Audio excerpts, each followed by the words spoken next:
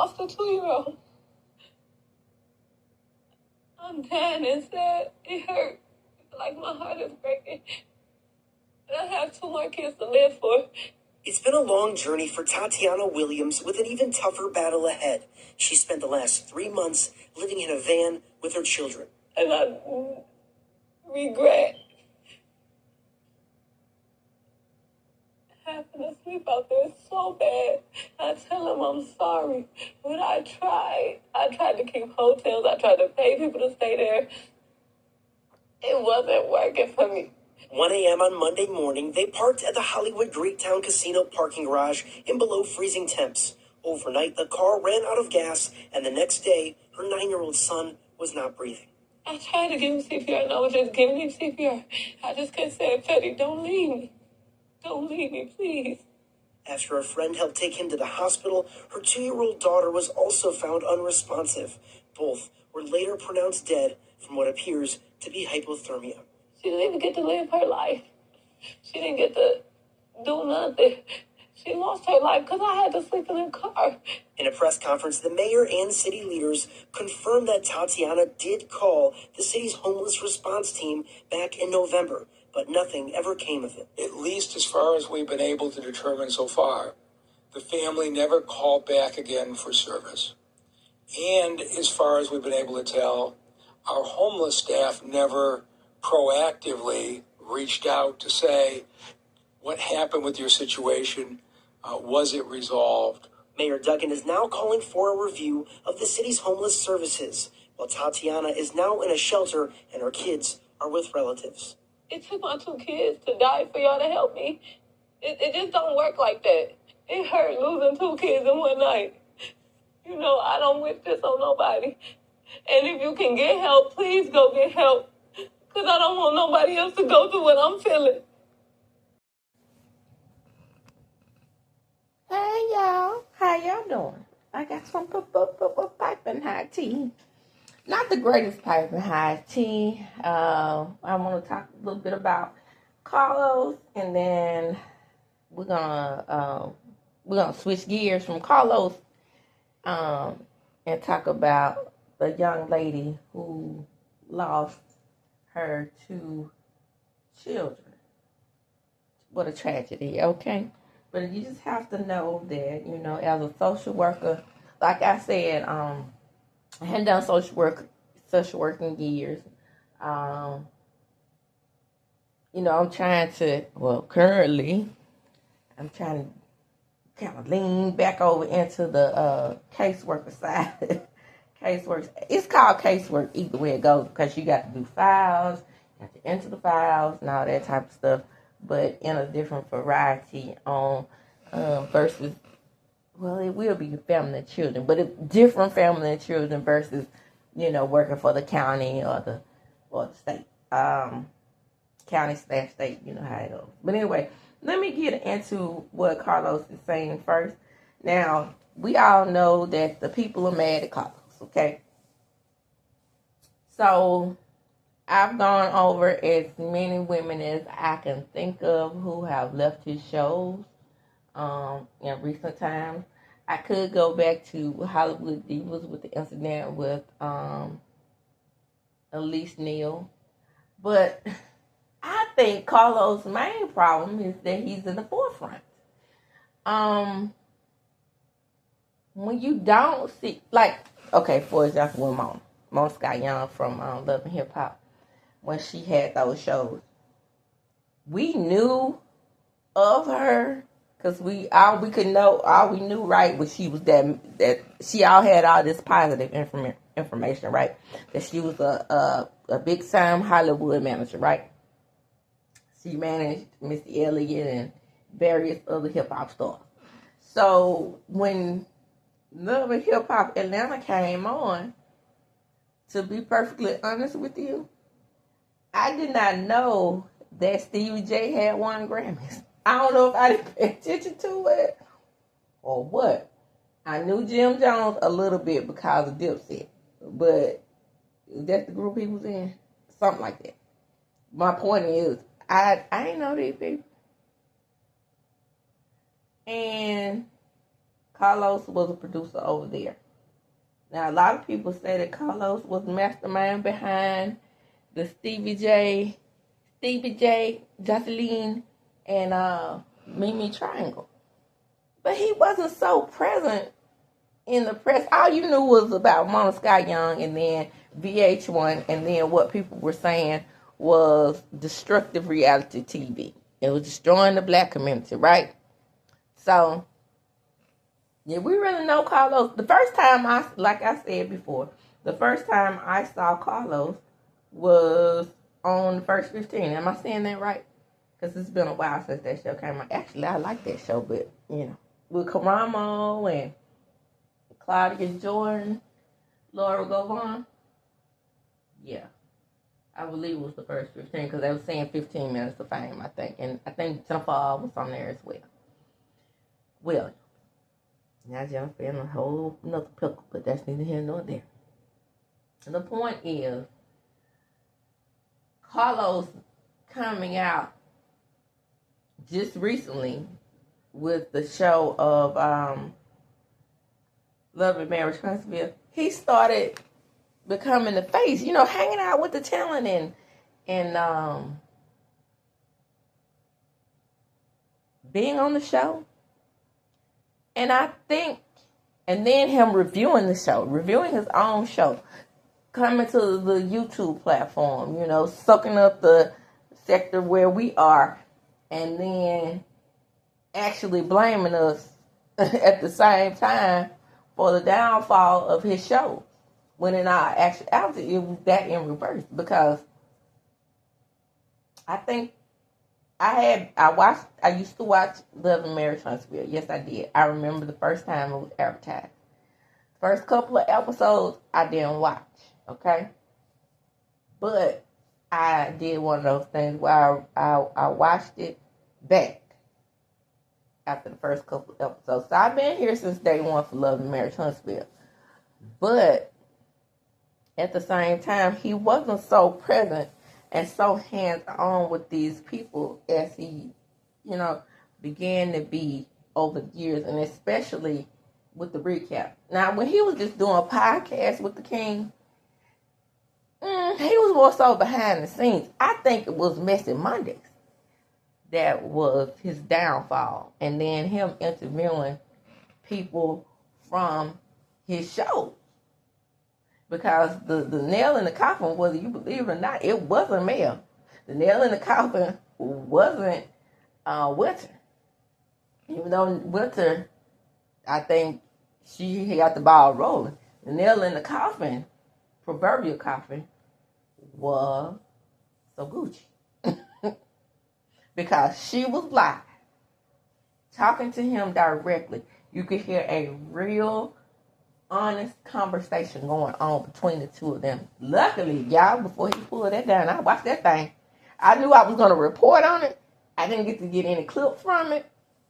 But I remember everything was alleged. In my opinion, fair use commentary is going to be in full effect here because I'm going to be reading some of the things that Carlos said. And then from the Detroit incident, I'm just going to do, at the beginning of this video, you'll hear a clip of the young lady whose children passed away in the car. But we're going to talk about Carlos real quick. So, as I was saying, Carlos is, for me, he's sort of like an enigma, right? I wonder often, how is it that you can brag on all of your accomplishments and then you see things the way they pan out with your talent, right?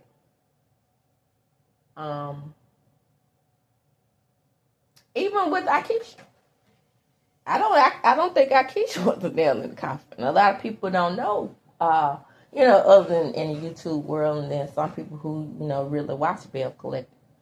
I don't think people really knew that to me, in my opinion, that it was so Gucci who spearheaded the real detailed conversation.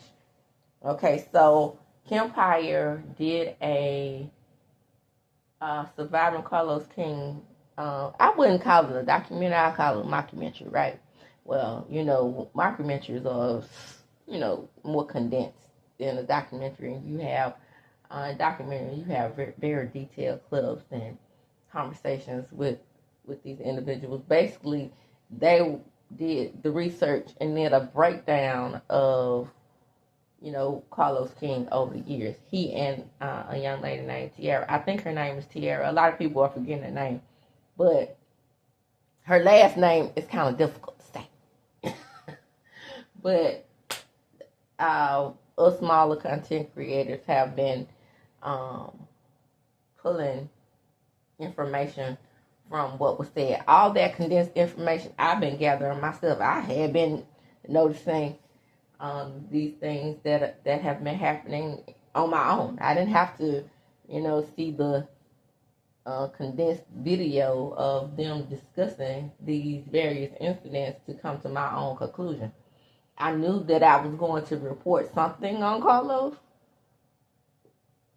I didn't want to call it Surviving Carlos King because it was burnt up and overused. So I decided I would call my own thing Escaping Carlos King. Shit. So, escaping reality TV is what it was. And, when I originally reported, all these content creators who were so in love with Selena had to go back in and readjust. Especially after seeing Millie Chung's video about how On had actually... See, I wish So Gucci had told this story before the show aired, but I think at that time she probably was trying to keep her job on the show. I wish she had told this story before she quit. Then that would have gained more insight into the actual fight. Because in that actual fight, On had already communicated with Carlos King what happened to So Gucci. Right? Just like I rewound the tape.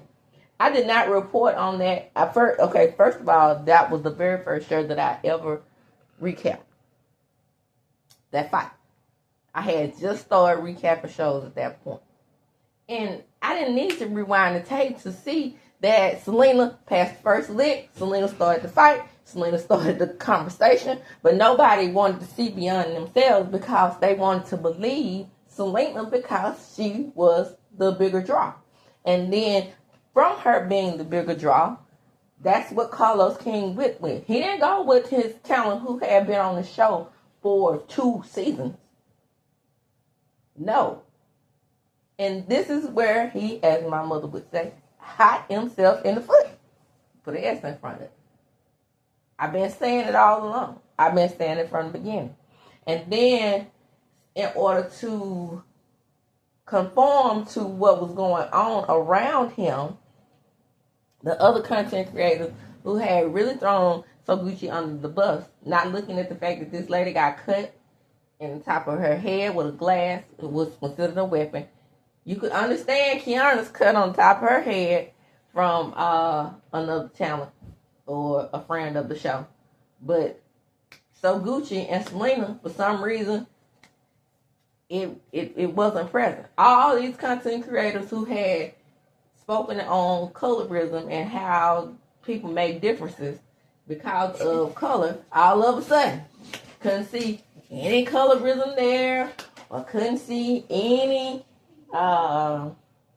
situations where we're going to take sides. We're not going to look at it objectively. Nope. We're going to take sides because it's Selena.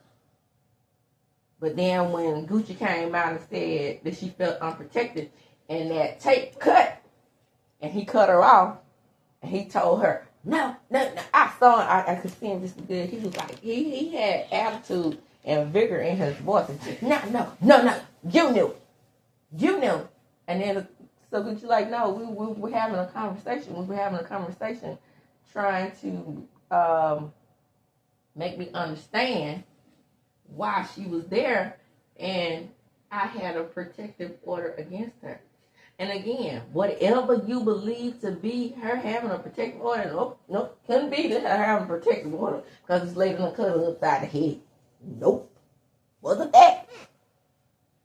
She had a protective order for the sole purpose to keep her off the show. She's being messy, trying to keep her off the show.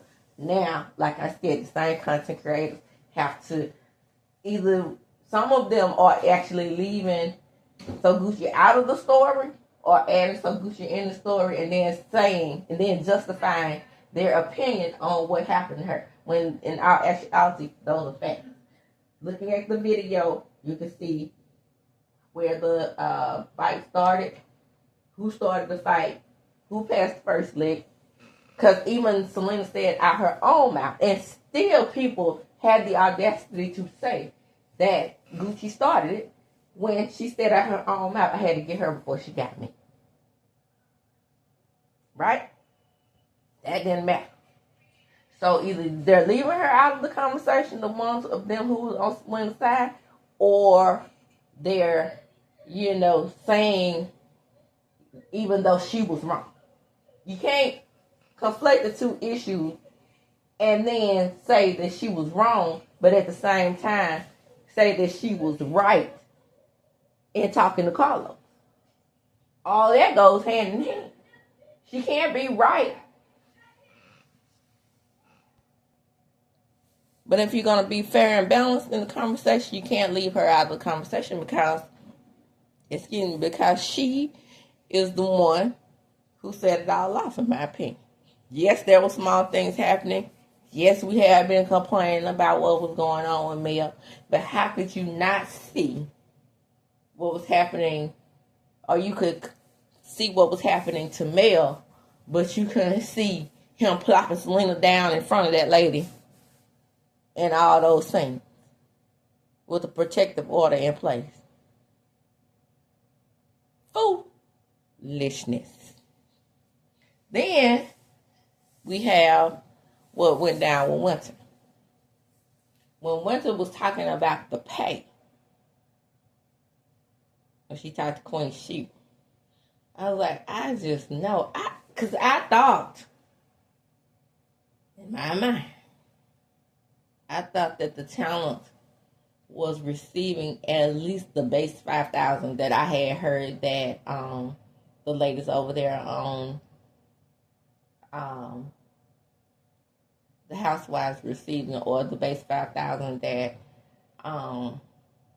VH1 Love and Hip Hop was receiving. Now, from my understanding, I want to say that Jocelyn said she started out with $2,500 an episode, then she went to $5,000.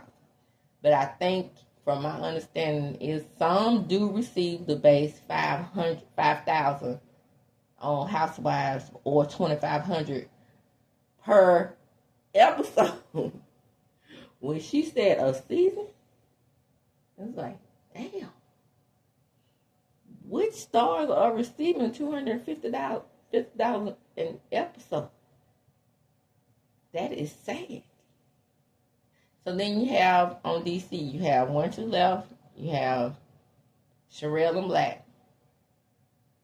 and Monique.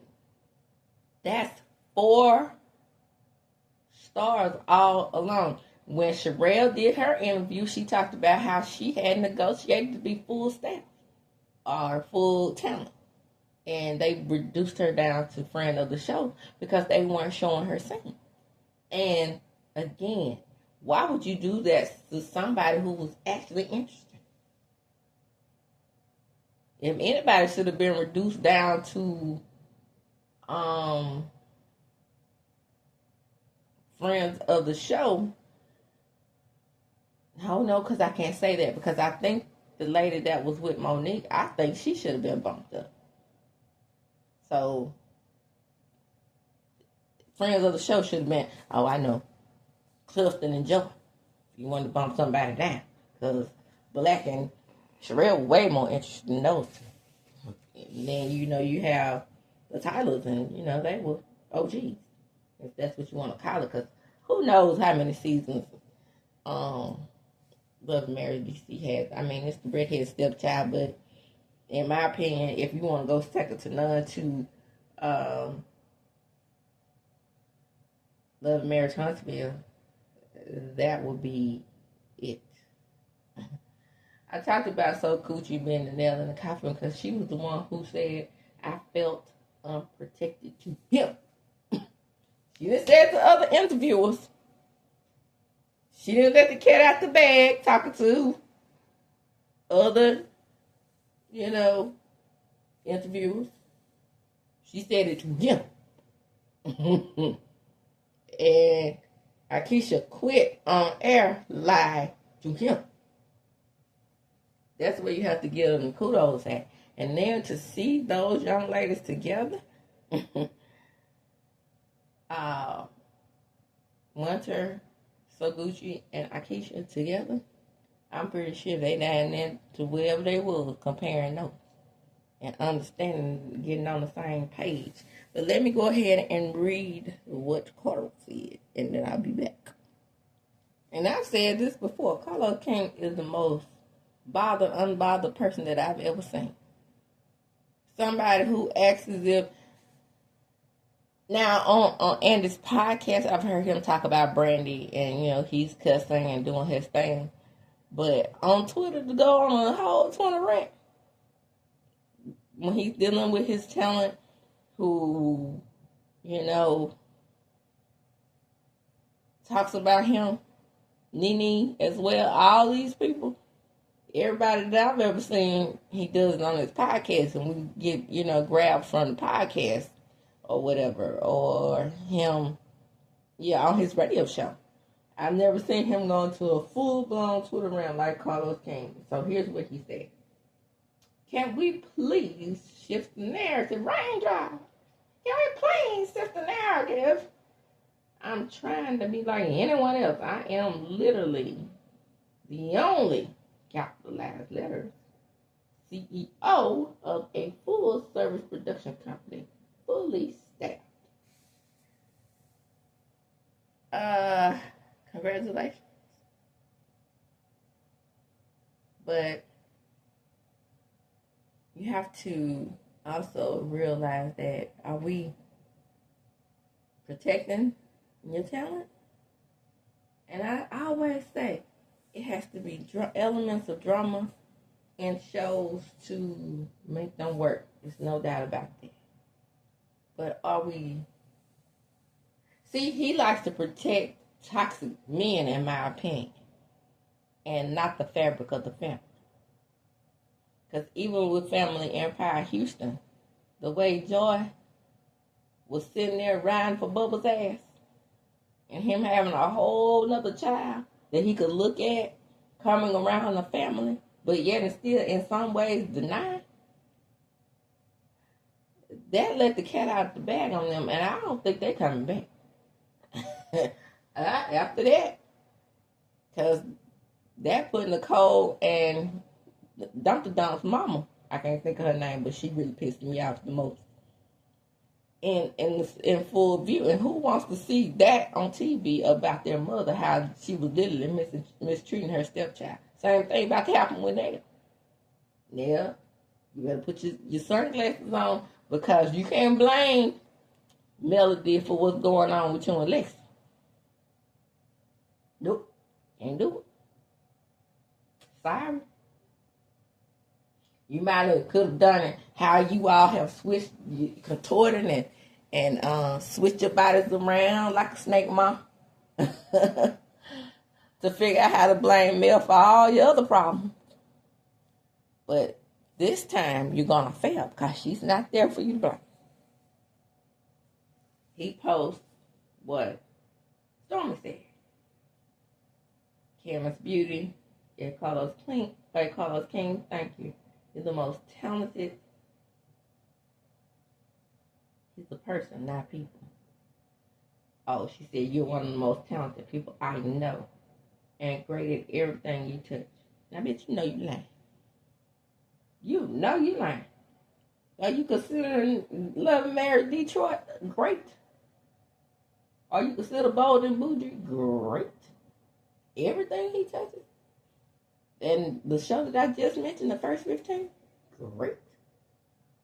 Family Empire Houston, even though I thought it was great, but is it coming back?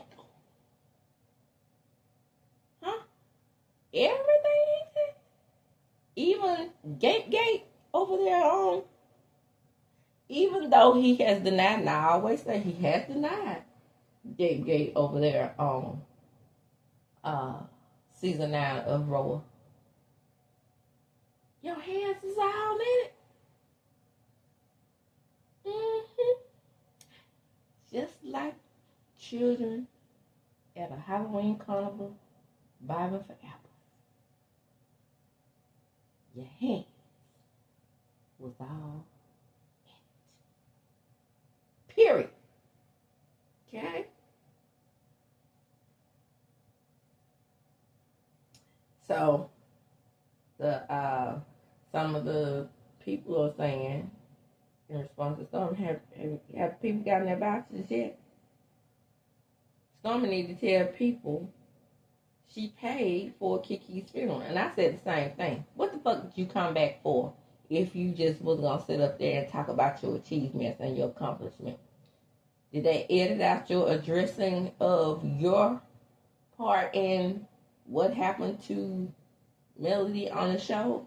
Or vice versa? Or you addressing what you think happened to you and the reason why it happened to you? Because I still don't see how you could blame Melody for that old lady coming over down to your establishment, even though she was in the parking lot. And you don't own the parking lot. And that's the same thing that happened to us. And I can give you a great example with the PTO when we were selling cakes. We thought the owner of Piggly Wiggly just owned Piggly Wiggly, but he owned the real estate as well. That's when you can run people off from selling things in your parking lot, because we did get permission to sell in the parking lot from other vendors. But he owned every establishment where we were in front of, or what we were in front of in that platform. He owned the real estate. Do you own the real estate, or did you just rent out the warehouse? Because if you just were renting out the warehouse, then that was the only establishment that you could stop her from going to. Boom. Okay? All those people that's out there defending Stormy about that. When you came out to her, if you didn't own that parking lot and you confronted her face to face, yelling in her face, saying what you said, then you made her the victim. Dummy. Okay, let's neither here nor there. My point is, Stormy is giving him his flowers and people are dragging shit out of her. So, let's see what else people are saying here. I'm just gonna read a few.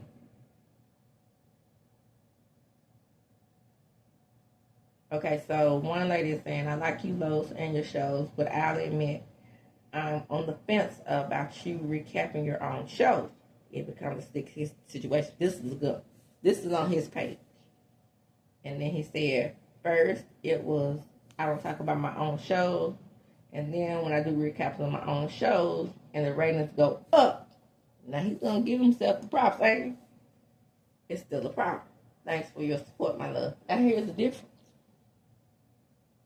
When you recap your own shows, you were setting Destiny, you were setting Destiny too, when she was talking to, who was that was on the show when Destiny was on? I think it was Tamra and Latrice. You were setting them up. No, who was Tamra on with? Was Tamra on with So Gucci? Tamra, Dustin, and So Gucci. Tamra was on with someone. But it wouldn't make sense for Tamra to be on with So Gucci since they were from the same show. Who was So Gucci on with? I don't know. He cut the tape out so fast. We just remember So Gucci on. But she might have been on with Tamra. But my point is, back to what I was saying. I think that when he started recapping his own show, he would back out of the drama on what he had caused and would let Dustin and the guests speak on it. And then that caused them to be to the point where they were looked at as the villains. And he allowed them to do it. And see, when you allow somebody else to be the villain in your story, that's a problem. Especially for those of us who's smart enough to pick up on it. And people are beginning to dislike Dustin at this point. Now, he tried at the end to come clean. You know, he was trying to say that he didn't like the way Kimmy was coming for Melody. But it was kind of too late because in previous episodes, he when Tisha got turned up, he was all big up at Tisha for being turned up Tisha. That was bias there. The panel that Carlos had a stumble, that's supposed to come on and give objective opinions of what's going on the show. He never did that for Melody. Once Melody started speaking out and started having problems with production, the only people that was protected was the Scotts and Motel Hotel. And Storm, all of a sudden.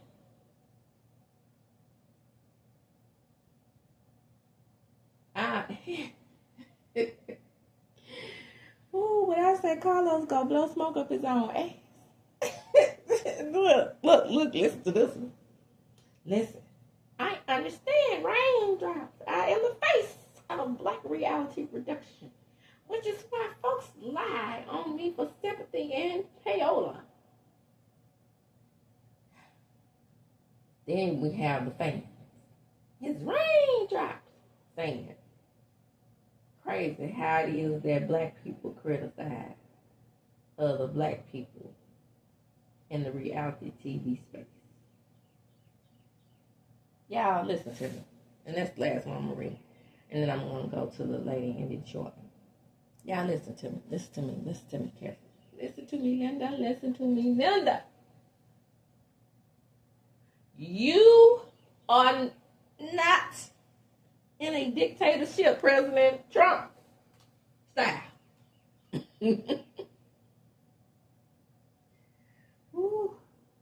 Have y'all ever heard of us not being able to criticize the president and not being able to go into the press room with the said president, with even his press secretary, who's there to handle the Associated Press? Y'all, if y'all can't see dictatorship looming in the very future, that's some Kim Jong-il shit. They can't question him, the press. That's why we have freedom of the press, because we can question our leaders and their decisions. That's why we are run by the people, for the people. Did that man ever read the Constitution? We the people, of the people, for the people. Make a more perfect union? Huh? Did you read it? No, you didn't have to read it because we elected someone who was not savvy in that area.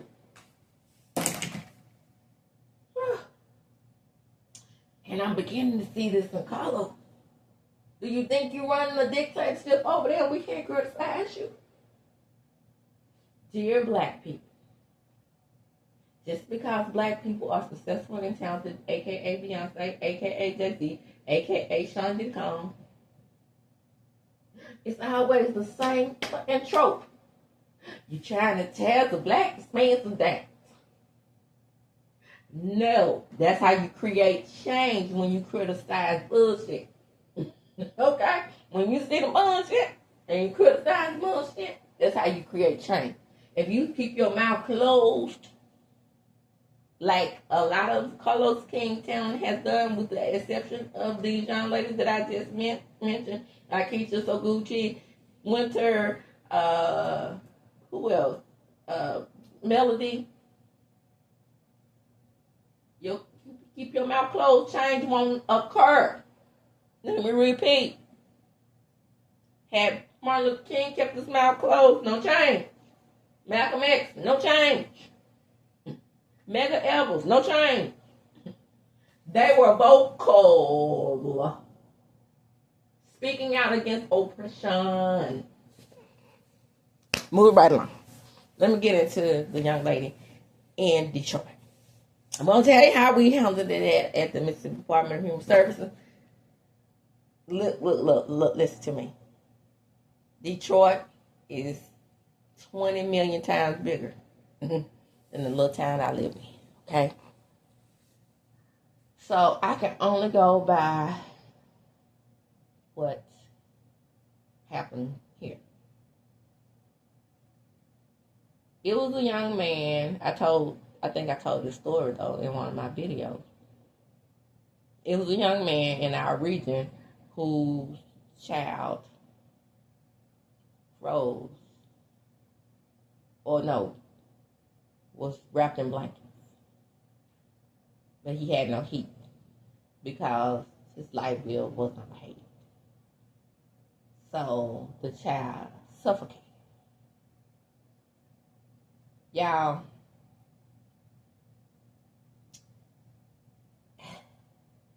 here, I can go on by here. Why are we trying to get this lady convicted of negligence and all of this? The same way we didn't convict that man when his child was wrapped in those blankets and suffocated, I don't think that this mother should be convicted. It's so sad what happened to her children. And my body as a social worker, as a person, as a mother, all those things will plague me after hearing this story. Because I'm a Scorpio. And a lot of people say, well, we pull out that stinger. We are vicious, okay? Can be vicious. We cut people out. A lot of times we cut people out because we're hurt by those people. Shout out to Milton. But we're also very, very, very compassionate people.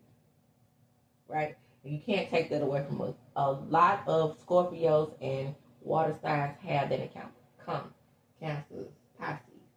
We have that compassion, and it runs so deep that these things affect us. And I think that was a lot of reasons why I wasn't as a great social worker, because I had that shout out to me again. Let me blow smoke up my own, but like Hollow, I had a great adoption rate. If I took a child in, my goal was adoption, right? 100%. 100% adoption rate. But at the same time, y'all, with these types of situations that occurred, I went to a house. I think I'm lying. I thought I was in the wrong turn. I went to a house one time, and the family only had flour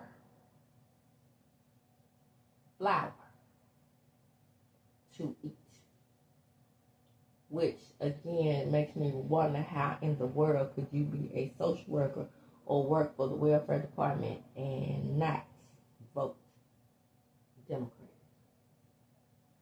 Because it's not Democrats who cut these programs. Had we not been out there in a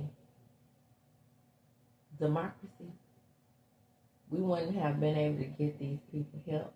These people were literally using their neighbors, had hooked up their house to their neighbors' electricity using a generator for heat. Yes, Mississippi has seasons. In those seasons, we have other seasons. But when it's cold, it's cold. Okay? I hadn't ever seen anything like it. And the sad part about it was they were family, as often it is in those types of areas where there are trailers set up or mobile trailers And when I say mobile trailers, I mean the kind that you actually drive. I'm not talking about the ones you set up and live in, or the ones where you can get in and drive away. Those, you have those set up. Those families was calling, family members was calling on them saying they didn't have any heat and that they were stealing electricity from them. Ooh, baby, it was an intricate set of situations. It was an intricate set of lines. Actually, I thought it was fucking genius. Because I was like, ooh. Imagine coming out here, figuring out a way to set up a generator to hook it up to the electricity, to get electricity to keep your house warm from your family member who called DHS on you because you got kids in that house. And all you got to eat is flour. If it didn't look so crazy, I would call it genius. And you know, like I said, social work, we put our life on the line because baby, with all those lines and ropes that me and my supervisor, who was elderly at the time, how we had to contort our bodies and move and tiptoe like we was on landmines to keep from getting electrocuted. It had been raining too. And my supervisor fell in the mud. But, you know, I'm telling these stories to make you understand what the Department of Human Services actually goes through to protect children. We miss some, y'all. We do. Some of these families fall in the cracks because we are overworked. And when you see somebody who's overworked and you have a caseload, and like I said, and I know it has to be worse even in Detroit, because I know they was trying to get help through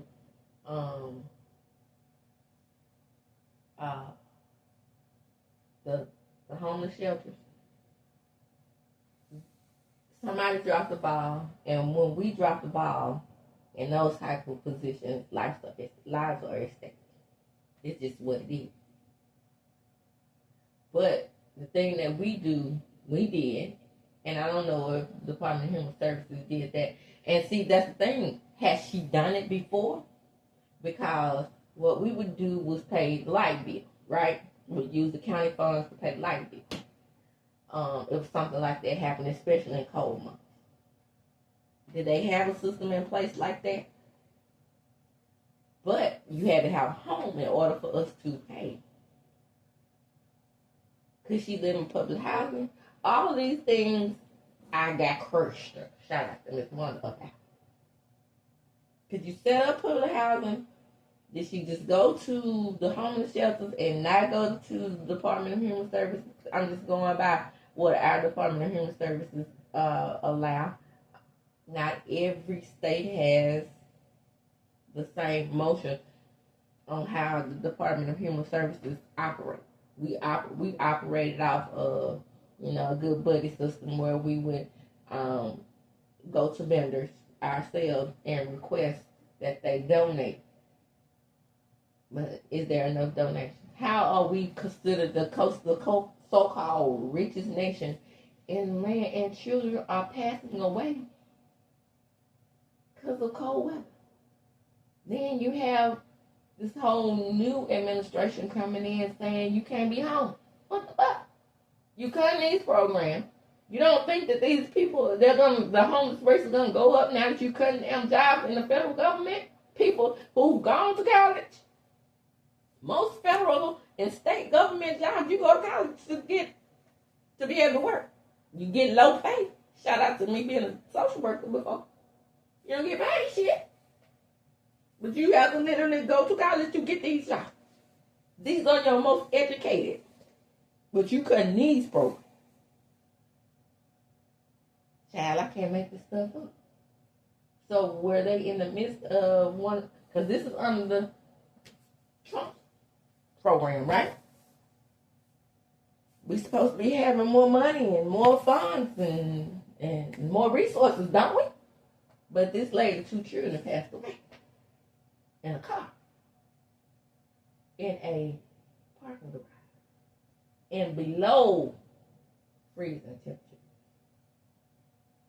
And then they call liberals bleeding heart liberals because we care about stuff like that, even though I'm not liberal. I consider myself to be a voting Democrat because of principle. I don't agree with every single thing that they do.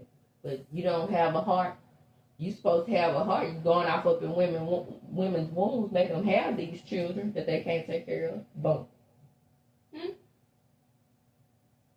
You make them have them, and then when they have them, we got to cut these programs to help them.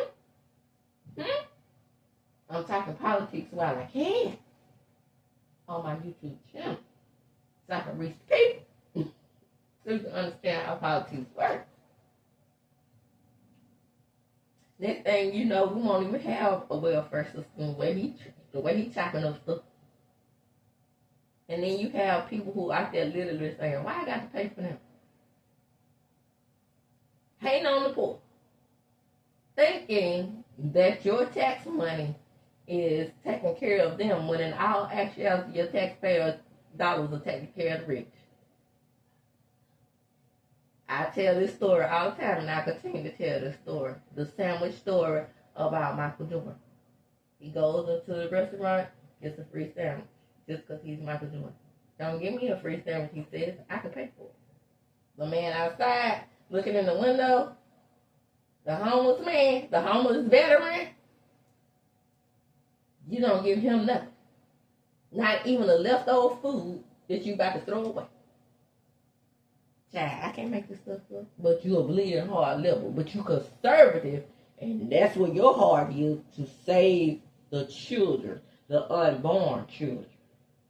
And then throw them to the wayside. And I said all that to say the system, in my opinion, failed this woman.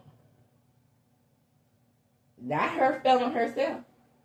The system failing and that trash ass baby dad. Don't get me started on that mother. Standing out there in his gym membership and his freshly done locks. Talking about she could have asked for help. Those are excuses. What the fuck was you when she begging you to come get your kids, bitch? Huh? Clearly you could afford daycare. Go get them, put them in daycare. You had 2 of them out there living in a van.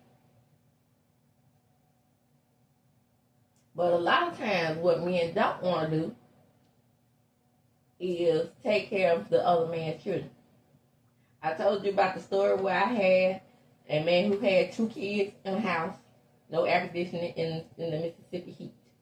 He was willing to buy a air conditioner for his children's room. I said, don't do that. Don't do that. If you're going to buy an air conditioner, buy it for the whole house. Whether that benefits the next man's children or not, and her boyfriend with his sorry ass. I know that. But I'm pretty sure we're saving lives here. You don't want your daughters. Those are literally your daughter's siblings. You don't want anything to happen to them because you only take care of your children. Men think like that, though.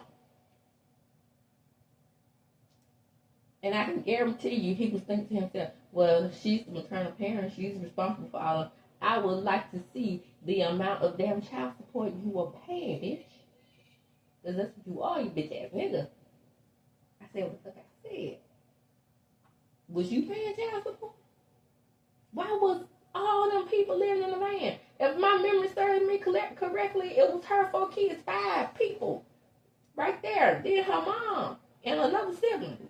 One of her mom's children. 7 people living in a van. In Detroit. In the dead of winter. With the groundhog talking shout. And this, you could stand out there in a warm coat and say, no excuses. Bitch, I know you like trash ass motherfucker. Then, on top of that, like I said, go to court. If you don't want to take care of somebody else's children, go to court and take care of your own. Because I'm pretty sure she has text messages showing that she asked your ass to come get your kids. You're culpable as well. I said what the fuck I said. You culpable. Come on in. I'm going to close there before I get my gown and my blood pressure must all the way up. And I don't want to do it. I don't want to do it. But somebody got to do it. I'm going to close there. Come on in, like, comment, subscribe to my channel, hit the notification bell button. You will be notified when I upload a video. And of course, share the video. Why? Because sharing is caring. And as I do when I close, I'm going to check them up. Don't forget to look for my other platform, plus my Cash App is also included in the description box.